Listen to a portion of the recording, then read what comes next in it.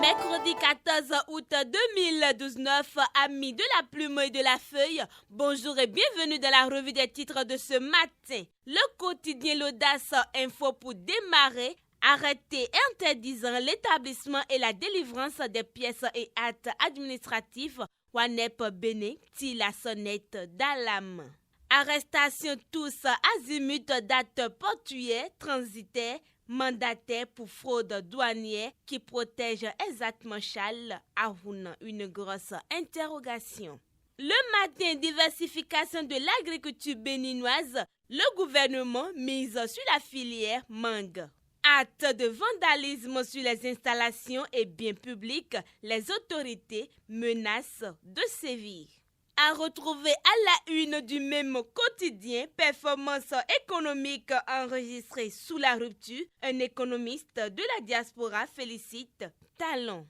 Le quotidien L'Écho, deuxième chapitre exposé de la démocratie moderne. Fred Adriano Pouenou parle de l'équilibre et de la séparation des pouvoirs.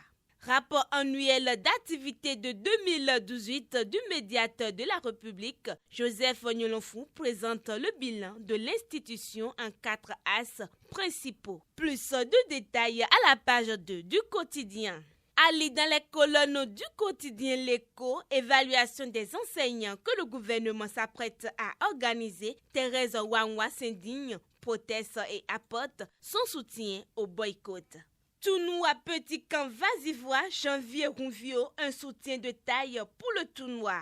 Le quotidien Fraternité pour mettre un thème à la revue de ce matin. Marché d'Ignam à Cotonou, en attendant le 15 août, l'affluence des clients n'est pas au rendez-vous.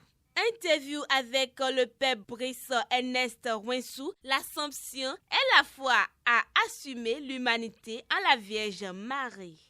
Et le même quotidien qui met en caricature code foncier, c'est solide des. Ce sera tout, amis internautes, pour la revue de ce matin. Merci de rester câblé sur la www.pupratv.net.